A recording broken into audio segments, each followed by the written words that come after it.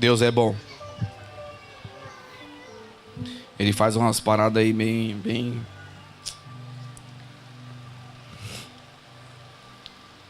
fora do que a gente imagina, né? Isso porque tá todo mundo cansado e esmoído. Imagina se tivesse todo mundo no gás mesmo. O negócio ia ficar até amanhã cedo aqui. Ai, Jesus. Ajuda nós. Quero compartilhar com vocês mais uma parte do nosso estudo sobre oração. Quem perdeu alguma aula, algum estudo, lá no grupo da casa, o Jefferson sempre coloca a mensagem gravada para o pessoal ouvir e não perder a sequência. Nós estamos na aula 11. Então, se você não viu nenhuma ainda, amigão, eu espero que você corra e faça alguma coisa para você acompanhar. Certo? Estão comigo ou não? A última vez que eu preguei aqui, que eu ministrei, ou que eu compartilhei a palavra com vocês, eu estava indo pro acampamento. Faz, né? Faz um mês quase já. Mas amém, né? Deus sabe de tudo. Às vezes as pessoas precisam de oportunidades para falar, então eu deixo elas falando. E aí eu estava aceleradão. E eu espero que vocês tenham entendido o que eu falei da outra vez, mas acho que entendeu sim. Em 5 minutos que o Jefferson ficou doidão de ficar passando vários textos, a milhão. E aí hoje de tarde eu já falei, ô Jefferson, se prepara que vai ter mais uns 38. Mais uns 38 versículos para ler hoje. Então prepare os dedos e você prepare a sua Bíblia, que nós vamos começar, amém? Amém ou não? Amém. Ah, bom. Se você estiver dormindo, a gente começa o louvor de novo. Aula 11. Vamos falar sobre Lucas 11. Oração modelo. Alguém sabe que oração modelo é essa? Boa. A famosa oração Pai Nosso. Abre aí, Lucas 11. Estava Jesus orando em um certo lugar. Quando terminou, um dos seus discípulos lhe pediu: Senhor, ensina-nos a orar, como também João ensinou aos seus discípulos. Então ele o ensinou: quando orardes, dizei: Pai, santificado seja o teu nome. Venha o teu reino. O pão nosso cotidiano dá-nos de dia em dia. Perdoa-nos os nossos pecados, pois também nós perdoamos a todo o que nos deve. E não nos deixe cair em tentação. Abre Mateus 6, a partir do 9. É a mesma oração, só que com alguns detalhes a mais. Mateus 6, a partir do 9. A mesma conversa. Os discípulos pediram para Jesus ensiná-los a orar. E aí Jesus falou: então, quando você for orar, você vai orar desse jeito: Pai nosso que estás no céu, santificado seja o teu nome. Venha o teu reino, faça-se a tua vontade, assim na terra como é no céu. O pão nosso de cada dia dá-nos hoje, e perdoa-nos as nossas dívidas, assim como nós temos perdoado aos nossos devedores. Não nos deixe cair em tentação, mas livra-nos do mal, pois teu é o reino, o poder e a glória para todos sempre. Amém. Todo mundo conhece essa oração, certo? Você não precisa nem ficar repetindo 200 vezes, que isso aí tá mais manjado que Salmo 23. Beleza? Só que a oração, eu coloquei uma oração modelo que Jesus deixou, ela envolve 7 aspectos. E aí nós vamos caminhar nesses 7 aspectos, porque nós estamos falando sobre oração. Então a gente já passou sobre a oração que gera milagre, sei lá o nome dos slides que o povo põe, mas enfim.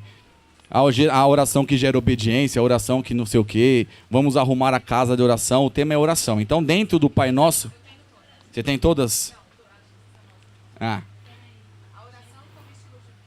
Oração como estilo de vida e sou a sua casa, e aí vai indo uma sequência. Então, quando a gente fala de oração, a gente não vai pegar a oração do Pai Nosso e falar assim: ó, esse aqui é o modelo de oração, amém, vamos todo mundo orar o Pai Nosso e tá tudo certo. Jesus, eu vou usar um termo aqui, que é o... que, na verdade eu fiquei procurando um termo e eu não achei. Mas enfim, eu vou usar esse. Jesus não dava um ponto sem nó. Certo? Tudo que ele fazia tinha um propósito. Ele nunca ensinou nada em vão, porque ele não tinha o que fazer. Então, se a gente for pegar a oração do Pai Nosso e dar uma desmembrada nela, a gente vai achar muito mais que 7. Mas eu quis pegar 7, porque são as principais e as mais fácil da gente entender e colocar na prática no nosso dia a dia. Beleza? Vamos que vamos? Primeiro, Pai Nosso. Oração de relacionamento. Só chama de Pai quem tem a certeza da filiação. Ou seja, quando Jesus começa a oração dizendo Pai Nosso, ou só a palavra Pai, ele sabia quem ele era. Por isso que ele tinha como falar Pai.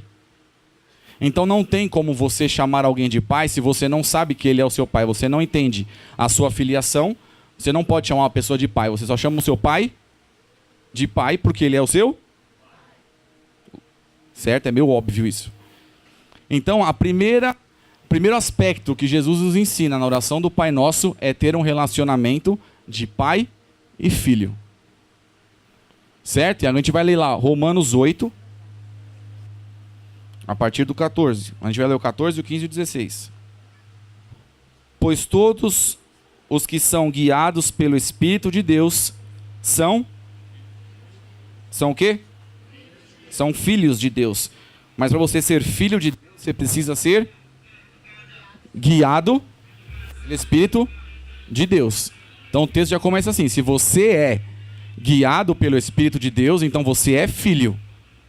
Então se você tem a vida mais ou menos, se sua vida não é guiada pelo Espírito de Deus, eu sinto lhe informar, você não é filho. Então esse negócio de somos todos filhos, negativo. Tem os filhos de verdade, tem aqueles que se acham filhos, mas não são. E tem os que não são de verdade, de fato não são. Então se você acha que é, mas a sua vida não é guiada pelo Espírito de Deus, você ainda não é filho. Então se você quer ter um relacionamento de começar uma oração dizendo Pai, começar uma oração Pai, você precisa ter a sua vida guiada pelo Espírito de Deus, certo? Porque não recebeste o espírito de escravidão, para viverdes outra vez atemorizado, mas recebeste o espírito de adoção, baseado no qual clamamos. O próprio Espírito, com letra maiúscula, é o Espírito de Deus, testifica com o nosso espírito, letra minúscula, é o espírito do homem, que somos filhos de... Então você só tem essa testificação do Espírito do Pai com o seu espírito se você é guiado por ele. Então o Espírito do Pai testifica no teu espírito que você é filho. Então a primeira frase da oração é Pai Nosso que estás no céu. Você só vai poder começar uma oração assim. Você só vai poder ter um relacionamento com Deus assim se você entende quem Ele é, quem é o Espírito Santo e quem é você e a obra que o Espírito Santo faz na sua vida. Certo? Tranquilo até aí? Não tenha dúvidas, porque se você não entender o começo de um relacionamento, você não vai entender o resto da oração inteira. Aí sabe o que vai acontecer? Vai virar reza. Aí vai virar aquela oração que você fala, e aí o próprio Jesus fala que não é pelo muito que você ora que você vai ser ouvido. Ou tanto que você ora, se você ora alto, você ora gritando. Jesus mesmo ensina, quando você for orar, você entra no seu quarto, fecha a porta, e aí o Pai que te vê no secreto te recompensará. Então, já começa aí, já um relacionamento íntimo. Pai e filho. Mas entre pai e filho, existe o Espírito dele, que é o Espírito dele que vai testificar com o nosso que nós somos filhos. Amém? Se você não tem certeza ainda se você é filho ou não, o Espírito dele ainda não encontrou o seu. Então você precisa correr, certo? Para ser encontrado. Beleza? Tranquilo? Próximo aspecto. Segundo. Santificado. A oração de alguém que, mesmo sabendo que é falho, tem a certeza que nele foi e é justificado, santificado. Por isso pode dizer que santo é o Senhor. Ou seja, quando você reconhece que Ele é Pai, e você olha para Ele, reconhece a santidade dEle, a primeira coisa que você vê é que você é um... Eu ia falar um lixo, mas é muito forte. Você se vê falho. Quando Isaías fala que quando a morte do rei Uzias, eis que vi no alto sublime trono e não sei o que, ele começa a descrever o que ele via. A primeira coisa que ele fala: ai de mim que vou perecer, porque eu sou um homem de lábios impuros e eu vivo no meio de um monte de gente que tem lábios impuros. Então, quando você se encontra com o Pai e você vê a santidade dele, a primeira coisa que você vê são as suas falhas. Só que, quando você é filho, você já passou pelo processo de justificação. Então, mesmo sabendo que você é falho, que a sua vida não é tão boa, suficiente, você sabe que através dessa justificação e dessa remissão por Jesus Cristo, você pode reconhecer nele a santidade dele e dizer: santo. Então tudo aquilo que a gente fez agora, a gente cantou e a gente foi levado a um tempo de falar santo, santo, santo, santo, santo. Sabe por que que os anjos, toda vez que você vai ler na Bíblia que tem algum anjo no céu fazendo alguma coisa, ele está dizendo santo? Porque a única coisa que os anjos veem é a santidade. Ele não vê outra coisa a não ser olhar para ele e ver santidade. Então eles não têm outra coisa para dizer a não ser santo. Então quando Jesus ensina a gente: Pai nosso que está no céu, santificado seja o seu nome, é esse reconhecimento. É você olhando a sua vida e falar: meu, eu sou zoado. Eu tenho muita coisa para mudar ainda. Mas eu sei quem eu sou. Porque eu fui comprado, eu fui redimido, eu fui lavado pelo sangue. E eu posso me achegar a Ele e participar dessa santidade dEle. Então eu posso dizer: santificado seja o teu nome. Mas a gente só consegue isso através da nossa remissão e da nossa justificação. E aí a gente vai ler Romanos 8, 26, 27. Também o Espírito semelhantemente nos assiste em nossa fraqueza, porque não sabemos orar como convém, mas o mesmo Espírito intercede por nós de sobremaneira com gemidos inexprimíveis. E aquele que sonda os corações sabe qual é a mente do Espírito, porque segundo a vontade de Deus é Ele que intercede pelos que somos nós. Aí pula para o 30. E aos que predestinou, a este também o chamou, e aos que chamou, a esses também justificou. E aos que justificou, este também o glorificou. Então, nesse texto aqui, fala justamente isso, que através do Espírito Santo, que faz esse meio de campo entre nós, falhos, até o coração de Deus, Pai perfeito e santo. Porque antes da fundação do mundo, antes de Ele fazer qualquer coisa, Ele já tinha nos escolhido. E escolhido para ser alvo do amor dEle. E ponto. Tem muita gente que pergunta se era sobre a salvação, sobre a predestinação, mas que é isso aí. Desde antes, Ele nos predestinou, e aos que predestinou, Ele também os justificou. Ou seja, desde antes de qualquer coisa, o intuito dEle era nos escolher e fazer com que nós fôssemos alvo do amor dEle.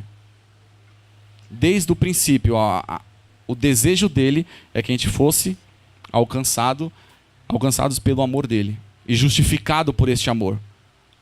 Então, quando nós nos apresentamos diante dele, nós não estamos nos apresentando mais como o Maurício, o pecador. Maurício, o falho. Eu sei que eu sou falho, eu sei que eu peco, eu sei que eu erro muitas vezes, mas quando eu me apresento diante dele, o que ele vê em mim a justificação. Ele não vê o Maurício zoado. Ele vê o Maurício perfeito.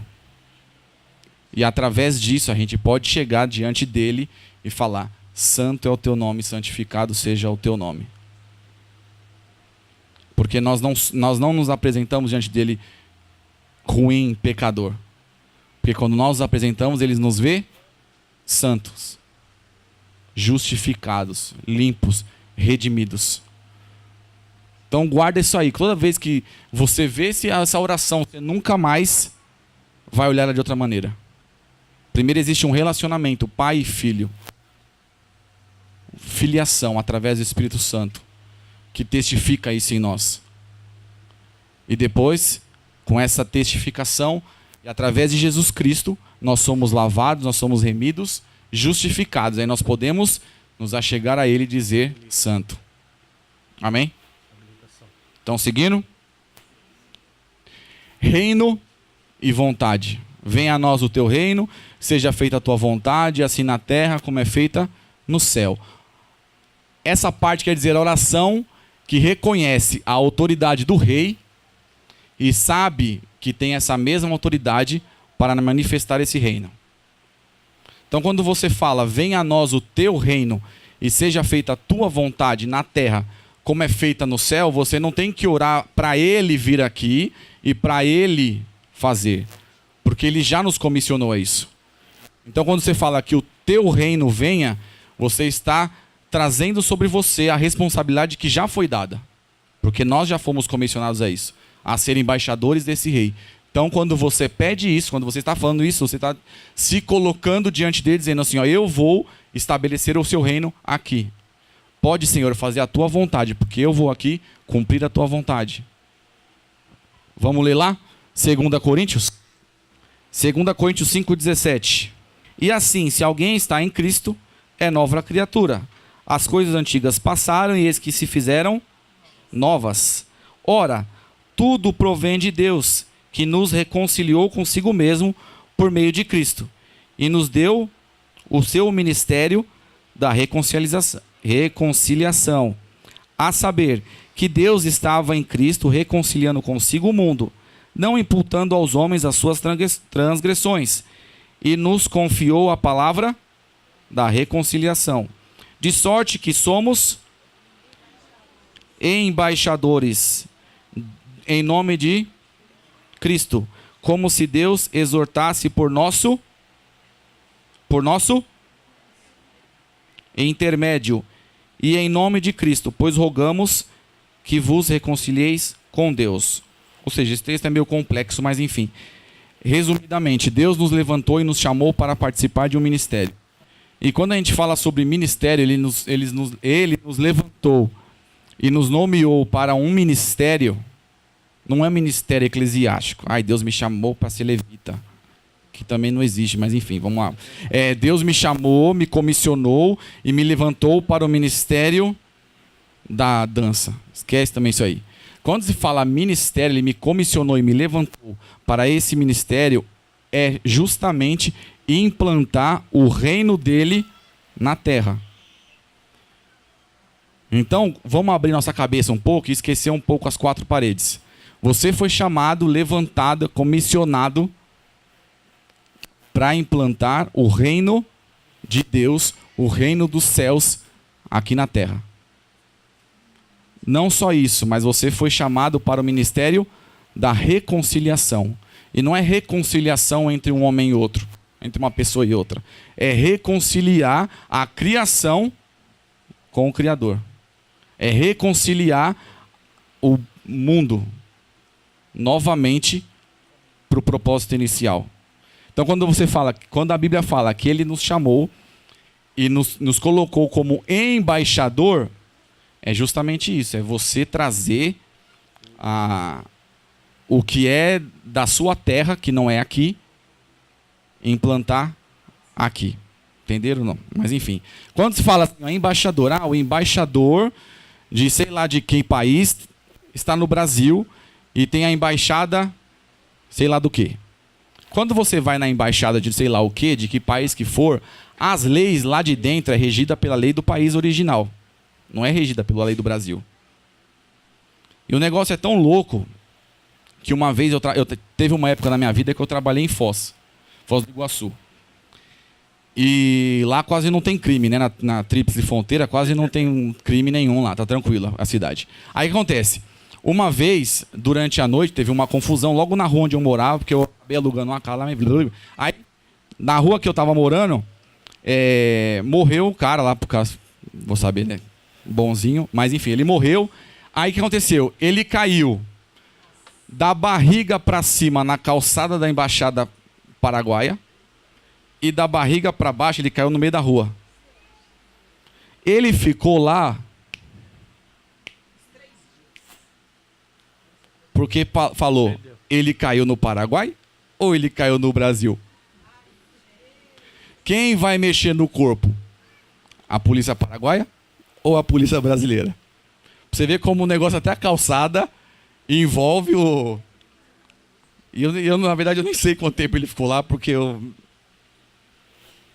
não vou ficar vendo essas paradas, né? Eu tenho mais o que fazer. Ou seja, ele ficou lá muito tempo, porque ninguém sabia o que ia fazer.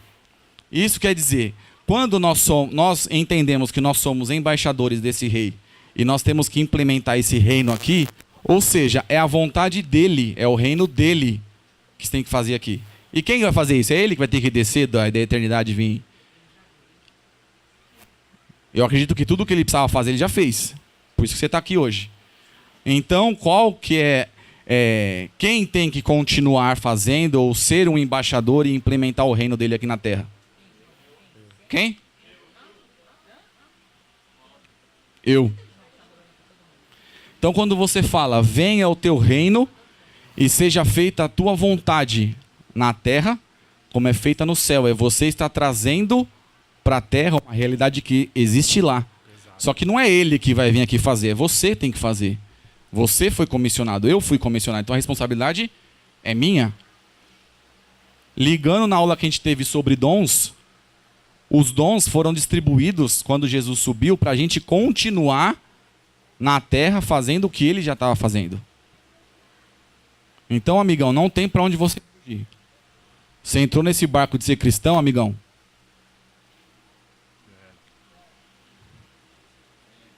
O negócio tá louco, você não pode fugir.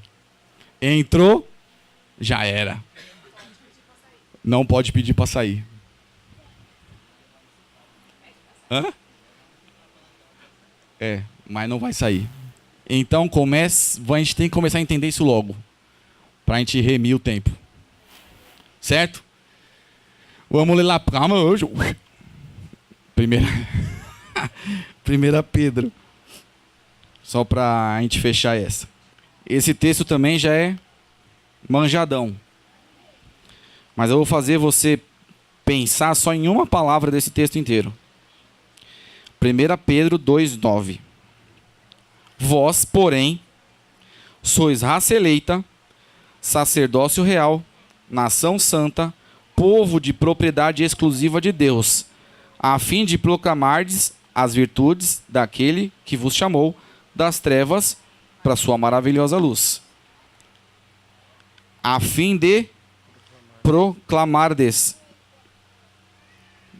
as virtudes. Então você não é nação santa porque você é bonito, você não é sacerdócio real porque ele achou você descolado. Ele só fez tudo isso para que você proclame as virtudes daquele que te chamou das trevas para a maravilhosa luz. E quem te chamou? Então é para você proclamar as virtudes dele. Então, Pai nosso que estás no céu, santificado seja o teu nome, venha a nós o teu reino e seja feita a tua vontade. Então você toma cuidado quando você for orar isso. Orar isso. Porque quando você orar isso, você pode ter certeza que você está falando, eis-me aqui, envia-me a mim. Certo? Então depois não adianta correr. Beleza? 4. Pão de cada dia. O pão nosso de cada dia nos dai hoje. Oração que sabe que todo o sustento necessário vem e não se preocupa com o amanhã. Porque na oração ele foi muito claro, não é o pão nosso do mês inteiro. O pão nosso da semana é o pão nosso de agora. É o que eu preciso agora. O Senhor conhece o agora. E aí dentro disso nós vamos ler Filipenses 4, a partir do versículo 6. Não andeis ansiosos de coisa alguma. Em tudo, porém, sejam conhecidas diante de Deus as vossas petições, pela oração, súplica e ação de graça. E a paz de Deus, que excede todo entendimento, guardará o vosso coração e a vossa mente em Cristo Jesus. Então, quando você ora, o pão nosso de cada dia nos dai hoje. É você reconhecer que o que você precisa está nele, independente do que vai acontecer amanhã. O que você precisa hoje, o seu suprimento hoje, e seja ele suprimento do que for. Porque às vezes falar sobre suprimento, o nego pega assim, logo em dinheiro. Ninguém está falando de dinheiro. Está falando sobre tudo o que você precisa como pessoa, no seu espírito, na sua alma e no seu corpo, incluindo as coisas materiais. Mas quando você fala, quando Jesus nos ensina a orar, o pão nosso de cada dia nos dai hoje. É você não se preocupar com as coisas que tem amanhã. O que você vai fazer amanhã, não sei. Não sei nem se o amanhã vai chegar. É meio doido isso aí, mas enfim. Falar aquele negocinho, o amanhã não existe. E o ontem já passou. Vamos viver hoje. É porque hoje é um presente. Por isso que chama presente. Se Jesus voltar daqui 10 segundos, mano, você já sofreu antecipadamente um boato que nem existe. Espera aí, para sair no áudio. Essa semana eu aprendi que está provado cientificamente que 90% das nossas preocupações e pensamentos nunca vão acontecer. Ou seja, estamos perdendo tempo. O pão nosso de cada dia nos dá hoje. É você reconhecer o que você precisa. Alô? O que você precisa hoje está nele e em mais ninguém. Vamos ler mais um? Mateus 6, 25. Por isso vos digo, não andeis ansiosos pela vida, quanto ao que haveis de comer ou de beber, nem pelo vosso corpo, quanto ao que haveis de vestir.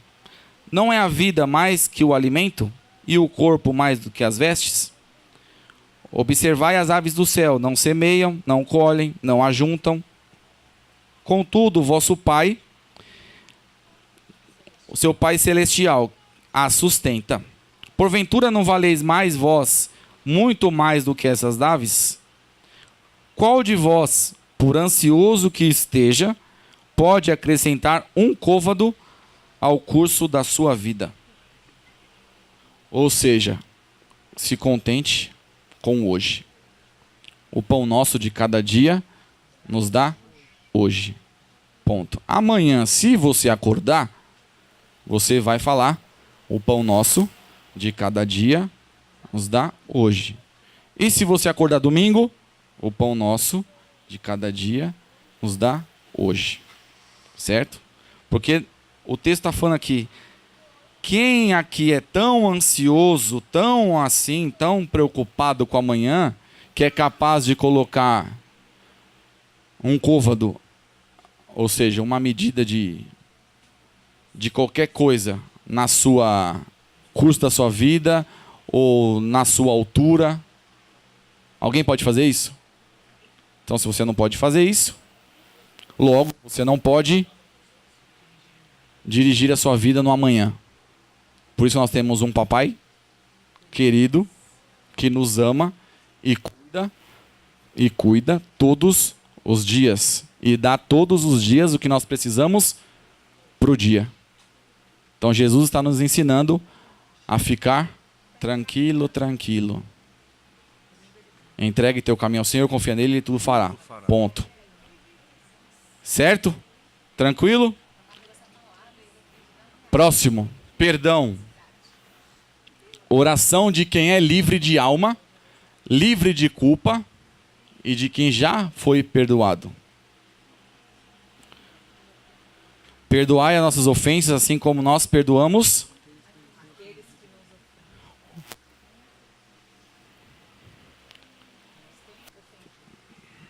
Perdoai as nossas ofensas, assim como nós perdoamos aqueles que nos têm ofendido. Se você realmente se colocar nessa situação, amigão, você vai ser o primeiro a rodar. Porque se você chegar para Deus e falar, Deus, use a mesma medida para me perdoar, assim como eu perdoo a tal pessoa que fez algo para mim, eu sinto muito. Mas vai todo mundo rodar. Moiou. Senhor Deus, Deus Todo-Poderoso, Senhor da vida, a mesma medida que eu uso para perdoar, o Senhor pode me medir e me perdoar também. Acho que eu sou o primeiro a morrer. Acho que antes de eu terminar a oração, eu já fui fulminado. Mas quando a gente ora... Não, e Jesus, como eu disse, ele não dá um ponto sem nó. Então ele nunca ia ensinar a gente a fazer uma oração dessa. Porque Jesus era ligeiro demais. Ele nunca ia fazer os discípulos ou deixar um ensinamento desse para nós, dizendo assim, me mede do mesmo jeito que eu meço os outros. Pode fazer que eu estou legal. Ele não ia ensinar a gente isso. Mas quando você fala, perdoa as minhas culpas, assim como eu perdoo aquele que tem me ofendido ou causado algo em mim, é você primeiro reconhecer o seu pecado, não o pecado do outro. Porque quando a gente ora só, perdoa como eu perdoo, você está se colocando primeiro no perdão da pessoa. Então a gente está trocando, está invertendo aqui. Quando você fala, me perdoe, da mesma maneira que eu perdoo, é você reconhecer primeiro que você é o errado. Só que, quando eu... Vai abrindo aí, 1 João 2:1. Eu comecei falando aqui sobre a justificação que nos faz chegar até Ele e falar que Ele é santo. Então, quando eu me apresento diante dEle para confessar os meus pecados e as minhas culpas, quando Ele olha para mim, ele olha o condenado ou o justificado? Amém, irmãos? Boa noite, vamos começar o nosso encontro. Quando você se apresenta diante de Deus, reconhecendo a sua culpa e pedindo perdão pelos seus pecados,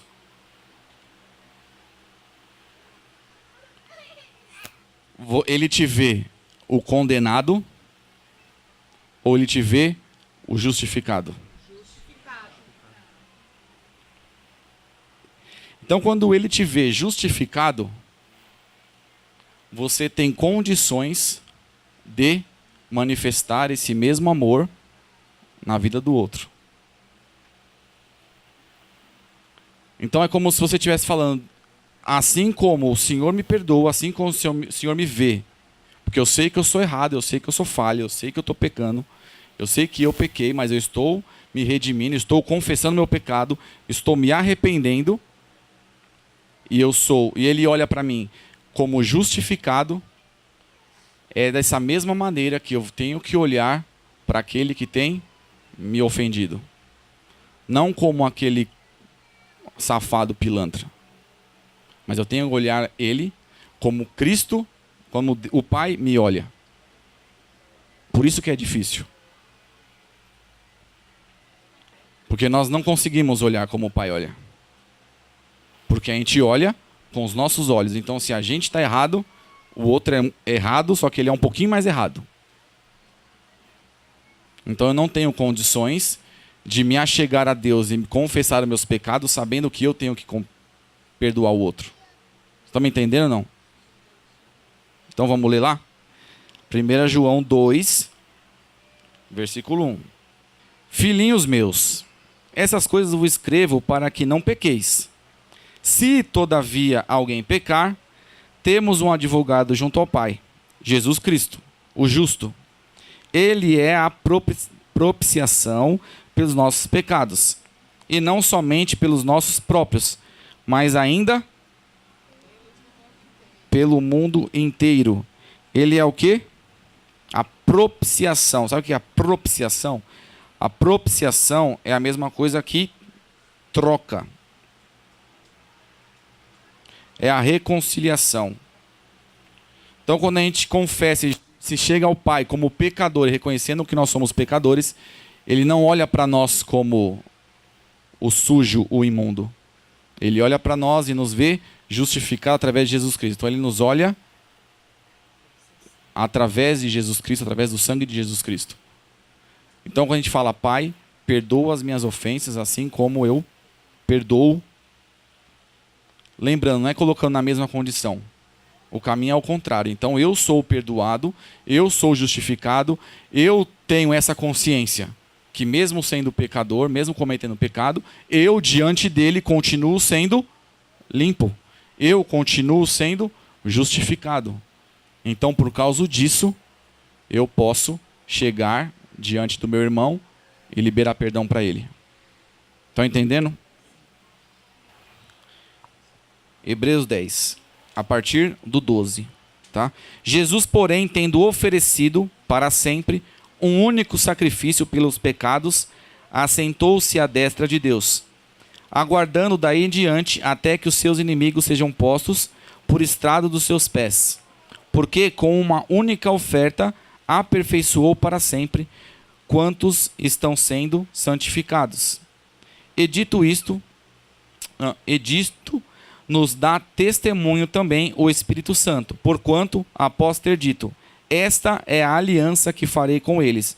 Depois daqueles dias, diz o Senhor, porei no seu coração a minha lei e sobre a mente deles a inscreverei. Acrescenta também que de nenhum modo me lembrarei dos seus pecados e das tuas iniquidades para sempre. O que esse texto quer dizer? Quer dizer que Jesus mesmo se ofereceu como um sacrifício único e perfeito e suficiente para remir todos os pecados de todas as pessoas. Então, quando... E aí ele pede para acrescentar, então, outra coisa. Então, avise-os e lembre-os que dos pecados deles eu não me lembrarei mais. Então, quando você fala que quando você reconhece que você é livre, que a sua alma está livre, que você pode se achegar diante de Deus, porque por mais que você tenha cometido o pecado, isso é sério, você reconhece que nele você é justificado, você se apresenta diante dele limpo, com a sua alma limpa, e aí você pode continuar fazendo, que é o processo de perdão nos outros. Ficou claro aqui, não? Amém? Sexto, proteção. Oração que sabe de onde vem o socorro, ajuda e que reconhece a sua própria fraqueza. Essa parte é não nos deixe cair em tentação, mas livra-nos do mal. 1 Coríntios 10:13. 10:13. Não vos sobreveio tentação que não fosse humana, mas Deus é fiel e não permitirá que sejais tentados além das vossas forças. Pelo contrário, juntamente com a tentação, vos proverá livramento, de sorte que possas suportar. Então, quando você ora, quando Jesus nos ensina a dizer para Deus, ou para o Pai, não nos deixe cair em tentação, mas livra-nos do mal. Outra vez, você não pode pensar que essa responsabilidade é dele.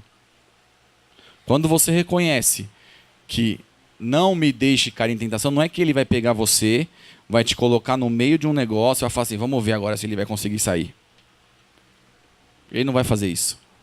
Da mesma maneira que ele não vai usar a mesma medida que você perdoa para te perdoar. Estão me entendendo? Não nos deixe... Oh, não é essa parte, não. Que parte? Eu até esqueci que eu estou falando. Não nos deixe cair em tentação, mas livra-nos do mal. Esse texto de Coríntios, ele é perfeito. Porque ele nunca vai dar algo que você não possa suportar. Ele nunca vai te dar uma tentação além das coisas que você pode suportar. E, além disso, sempre quando vier uma tentação, ele dá um livramento. Eu sempre uso esse texto para quando eu estou na aula do batismo. Eu falo que quando a gente peca, é porque a gente quer pecar. Quando a gente decide pecar, quando é apresentado para nós algo, nós decidimos escolher esse algo errado. Ninguém aqui é tão tonto o suficiente de cair, foi sem querer. Não. Fez porque quis. Porque a Bíblia aqui é clara. Você não tem algo tão sobrenatural que você não aguente. E junto com a tentação sempre vem o escape. Então, se você pecou, é porque você decidiu pecar, porque já tinha uma saída. Só que você não quis. Entendeu? Então, se você erra, é porque você quer errar. Então, não venha dizer que o diabo te tentou e que você caiu porque você está chorando, está muito fraco. A carne é tão fraca que eu estou fraco. Não. Você escolheu errar e você escolheu pecar, então assuma as suas consequências. Porque, junto com a tentação, vem o escape. Então, quando você ora, não nos deixe cair em tentação, mas livra-nos do mal. Você não está dizendo, Deus, pelo amor de Deus, não me joga lá não, porque eu vou... E nem está falando, Deus, me livra de tudo isso aí, porque agora eu quero ficar bonito.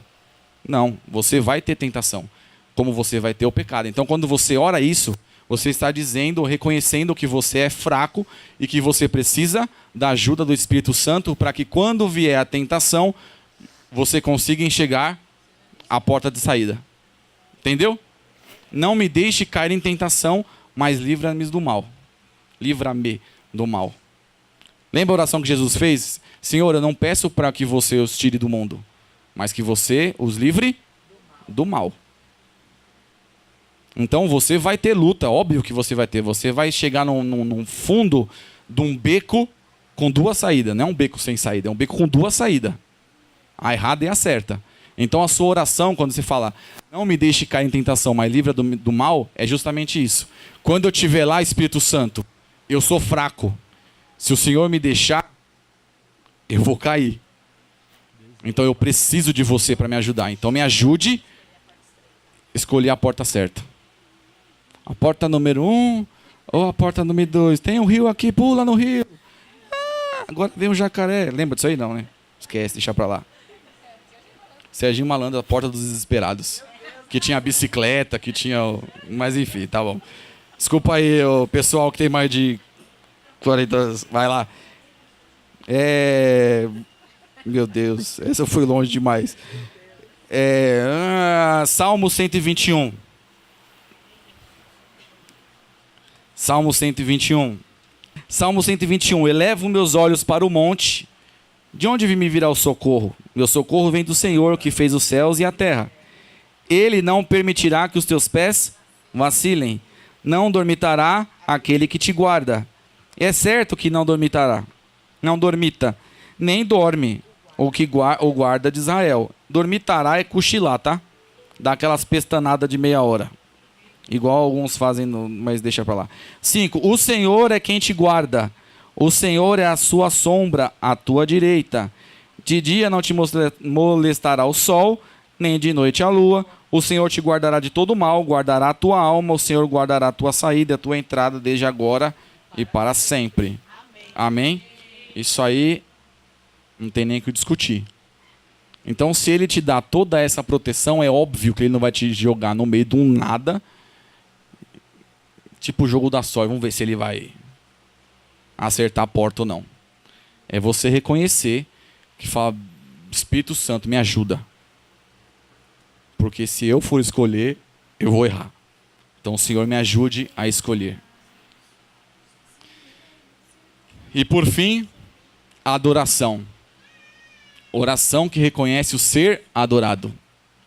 Conhece a sua grandeza e a sua majestade. Pois teu é o reino, o poder e a glória para todo sempre. Então ele nos ensina a olhar para ele e reconhecer nele toda a grandeza e toda a majestade que é devida a ele. Os próximos textos que eu vou ler são todos sobre reconhecendo quem ele é. Eu coloquei lá o ser adorado. Se você não conhece, você não sabe quem você adora. Então, se você não conhece quem adora, você vai falar qualquer coisa e na sua cabeça vai estar bom, mas quando você conhece quem ele é, quando você dá aquela olhada, como Isaías olhou e falou, mano, agora que eu morro, porque eu vi a grandeza dele. Quando você começa a ler e começa a enxergar na palavra quem ele é, aí você começa a entender um monte de coisa. Então, quando você chega num encontro onde você se reúne com seus irmãos para adorar o nome dele, a sua adoração é diferente. E adoração não é música. Adoração é você reconhecer que o poder, a glória, a majestade, o domínio pertence a ele. Dizer que ele é santo. Quando você começa a reconhecer isso, você está praticando adoração. Só que você não pode adorar quem você não conhece. Certo? Romanos 11. Ó profundidade Ixi, calma aí que travou. Ó profundidade da riqueza, tanto da sabedoria como do conhecimento de Deus. Quão insondáveis são os seus juízos. Quem, pois, conheceu a mente do Senhor? Ou quem foi o seu conselheiro?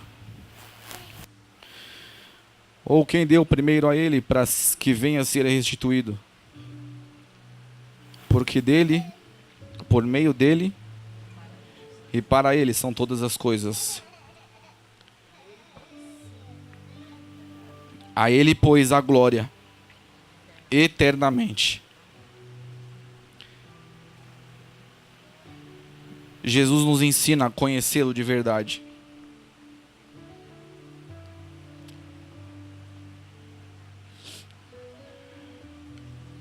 Apocalipse 4.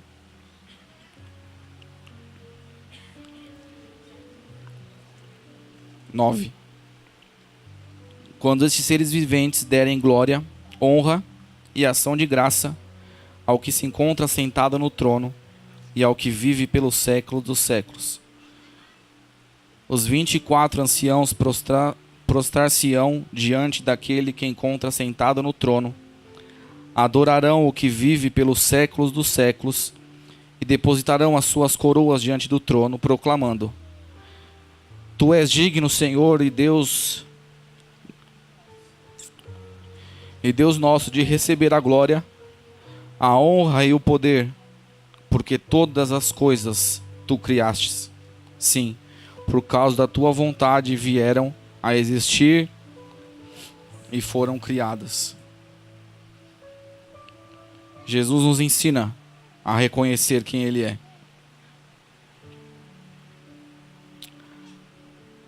Livro de Apocalipse ainda 15.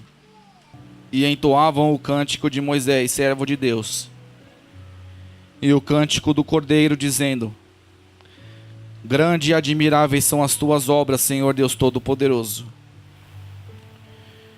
Justos e verdadeiros são os seus caminhos, ó Rei das nações. Quem não temerá e glorificará o teu nome, Senhor? Pois só tu és santo. Por isso todas as nações virão e adorarão diante de ti, porque os teus atos de justiça se fizeram manifestos.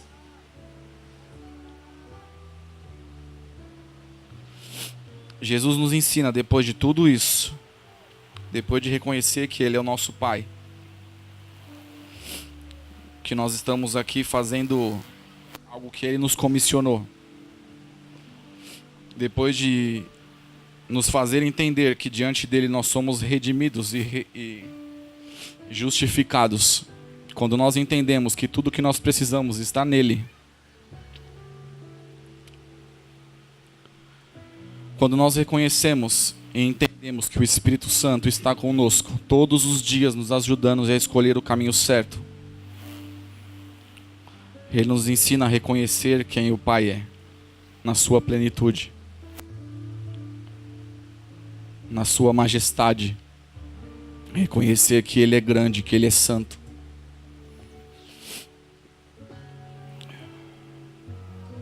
E eu queria que você, que entendeu isso, ficasse de pé e começasse a declarar quem Ele é. E eu queria encerrar esse tempo de estudo declarando só o que Ele é. E eu queria que você fizesse isso. Do seu jeito aí, levanta a mão, fecha o olho, ajoelha, deita no chão, faz o que você quiser, mas fale alguma coisa. Reconheça quem Ele é. Reconheça quem Ele é. Reconheça a sua majestade, fale que Ele é grande, que Ele é digno, que Ele é santo, que Ele é adorável, que Ele é majestoso, que Ele é digno.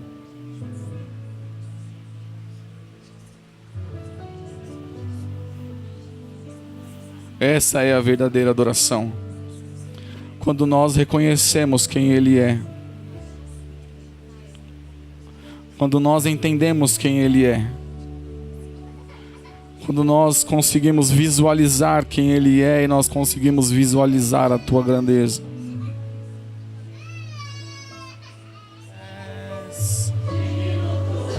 Santo, santo, santo. Santo é o Teu nome, Senhor. Que justo e verdadeiro são os Seus caminhos. Digno de receber todo louvor e toda adoração. Nós declaramos a Tua grandeza, pois Teu é o reino, o poder e a glória para todos sempre. E não há outro igual a Ti, não há outro que se compare a Ti, Deus. Não há outro que se compare a Ti. O Senhor é único. O Senhor é único, Criador dos céus e da terra. O Senhor é único. Único e verdadeiro Deus. Único e verdadeiro Deus.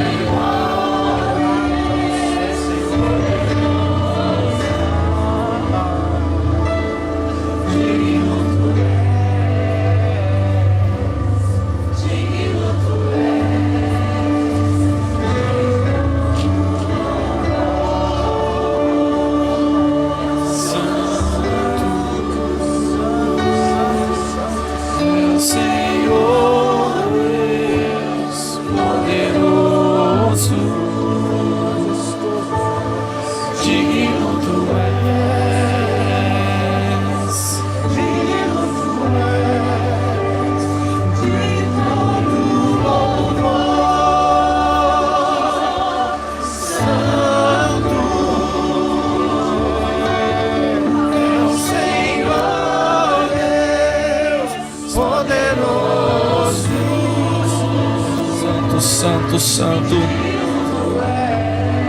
santo, santo, santo, santo, santo, declaramos que é santo, santo, santo, santo, santo, santo, santo, santo.